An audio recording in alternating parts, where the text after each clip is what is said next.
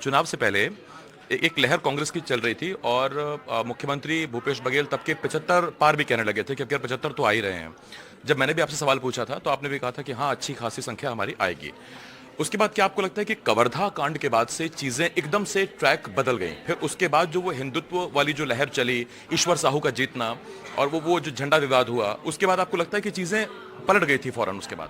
हम लोग भी उसको फॉलो कर रहे थे क्योंकि वहाँ राजनीतिक जिम्मेदारियां भी रहती हैं और कवर्धा भी एक टेस्ट केस, मैंने अपने लिए भी उसको टेस्ट केस माना था कि छत्तीसगढ़ जैसी स्थान में, जगह में जहाँ बहुत ज़्यादा जातिवाद और धर्म ये सब का नहीं है, वहाँ लोग शांति प्रिय और अपने अपनी बात से मतलब रखते हैं, क्या प्रभाव पड़ेगा। कवर्धा से ठीक लगा हुआ खैरागढ़ में जब उपचुनाव हुआ, कांग्रेस जीती और मैं उसको फॉलो कर रहा था क्योंकि वहाँ शंकराचार्य जी भी आए, उनके प्रतिनिधि भी आए, अभी जो शायद वर्तमान शंकराचार्य हैं वही आए थे या कोई उनके प्रतिनिधि आए थे।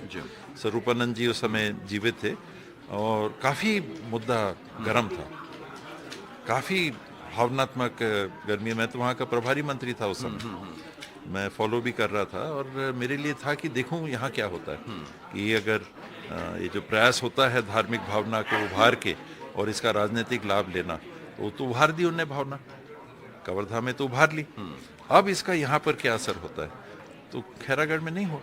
ये सवाल बाबू मैंने आपसे इसलिए पूछा था क्योंकि मोहम्मद अकबर, जिनके नाम पे रिकॉर्ड था हाईएस्ट मार्जिन से जीतने का, वो सीट हार गए थे। तब जबकि चुनाव बिल्कुल बगल में थे, तब बीजेपी ने नारा दे दिया, बीजेपी हर मन से कहने लगी कि ये सरकार तो अकबर, ढेबर, बाबर इनकी सरकार है ये। तो उसका आपको लगता है कि वो मैसेज गया? वो एक नहीं, लोग वहाँ पर इस भावना के हैं नहीं। और चुनाव के नतीजे अगर आप देखेंगे, 90 सीटें हैं छत्तीसगढ़ में, 26 सीटें हैं बस्तर और सरगुजा संभाग की, 12 बस्तर की, 14 सरगुजा की। पिछले चुनाव में इनमें कांग्रेस 25 में जीती थी, बाई इलेक्शन में दंतेवाड़ा भी जीती, लेकिन 68 जो जीते थे 2018 में, उसमें 24 कांग्रेस जीती थी, अब की 4 जीती है, वो भी बस्तर से आई है। वो भी बस्तर से आई है। जहां हमने कहा कि ज्यादा असर धर्मांतरण का था, वहां ज्यादा सीटें कांग्रेस की आई बनस्पत सरगुजा, जहां पर ऐसी कोई घटना नहीं थी। और ग्रामीण क्षेत्र जहां मान लीजिए कवर्धा, हम कह रहे हैं कि ये अकबर वाली भावना और हिंदू और मुस्लिम वाली भावना, पिछले बार 44 में कांग्रेस 27 जीती थी, अब की 28 जीती है। तो वो विश्लेषण वो नहीं है।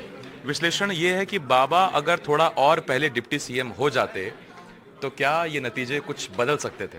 सीएम होते तो पता नहीं।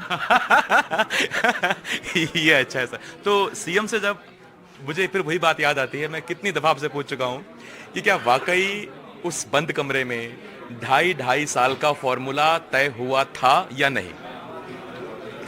मैं अभी भी मर्यादा मेंटेन कर रहा हूं क्योंकि देखिए हाईकमांड ने इसके बारे में नहीं कहा है, मीडिया में बात आती रही और जब मीडिया में और सारे मीडिया हाउस से जब कह देते, जैसे सारे मीडिया हाउस ने कहा कांग्रेस की सरकार आ रही, सबने माना। इतने विश्लेषण है, इंडिपेंडेंट है, कोई मीडिया एक दूसरे से लिंक्ड वैसे नहीं है, अलग अलग व्यू भी होते हैं। तो वैसे ही जब मीडिया में आती है तो लोगों ने तो उसको मान लिया कि ऐसा है, और नहीं होने पे जरूर सरगुजा अंचल में निराशा तो थी। और मेरे साथ